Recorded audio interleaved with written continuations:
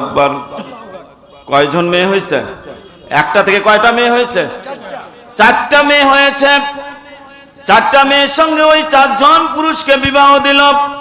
সঙ্গে সঙ্গে বিবাহ দেওয়ার পর নূহ আলাইহিস সালাম চিন্তায় পড়ে গেলেন, আমার আসল মেয়ে কোনটা সেটা তো খুঁজে পাওয়া লাগবে।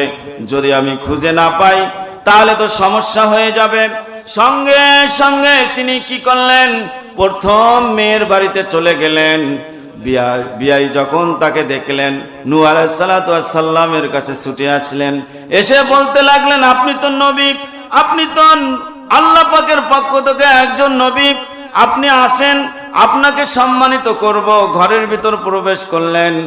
আর বিয়াই এবং বিয়ানি তার ছিল, তখন তাকে আপ্যায়ন করা হলো, সম্মান করা হলো, তার মেয়ের প্রশংসা করা হলো।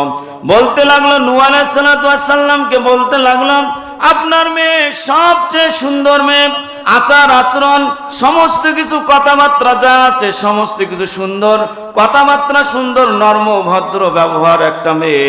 তবে আপনার মেয়ের একটা চরিত্রের মধ্যে দোষ আছে, যা কিছু খায় সমস্ত কিছু নাকে দিয়ে ঘ্রাণ নেয়।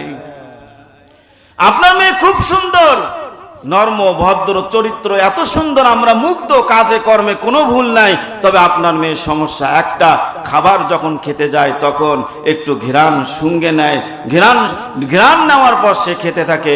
নূহ আলাইহিস সালাম ভাবলেন এটা হচ্ছে শুয়োর, সমস্ত কিছু ঘ্রাণ নেয় আবার খাওয়া শুরু করে। নূহ আলাইহিস সালাম ভাবলেন এটাই তো শুয়োর। তখন ভাবলেন, তাদের সঙ্গে কথাবার্তা পরে নূহ আলাইহিস সালাম একজন মেয়ের বাড়ি থেকে বের হয়ে চলে আসলেন। এরপর বললেন, এটা তো আমার মেয়ে নয়। নূহ নবী, তার মেয়ের চরিত্র সব দিক দিয়ে ভালো হবে, কথা ঠিক কিনা? সব দিক দিয়ে কি হবে? ভালো হবে। ফাতেমা রাদিয়াল্লাহু তাআলা আনহু জান্নাতের সর্দারিনী হওয়ার কারণ, ফাতেমা রাদিয়াল্লাহু তাআলা আনহু বেশি পর্দা করেছেন, বলেন সুবহানাল্লাহ। জান্নাতের সর্দারিনী হওয়ার পিছনে রাসূলের মেয়ের একটা কারণ, সেটা হচ্ছে তিনি ছিলেন পর্দাশীল, বলেন সুবহানাল্লাহ। পর্দার কারণে হযরত ফাতেমা রাদিয়াল্লাহু তাআলা আনহা জান্নাতের সর্দারিনী হয়েছেন।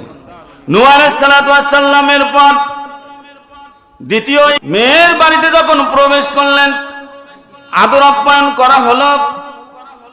বাড়ির লোকেরা বলতে লাগলো নূহ আলাইহিস সালামকে, নূহ, আপনার মেয়ে তো খুব সুন্দর, আপনার মেয়ে দেখতেও সুন্দর, আপনার মেয়ে অনেক সুন্দর, নর্ম এবং ভদ্র ব্যবহার, কিন্তু আপনার মেয়ের কাজে কর্মে কোনো সমস্যা নাই। তবে আপনার মেয়ে পায়ে পড়ে ঝগড়া করে। কি করে ঝগড়া করে? পায়ে পড়ে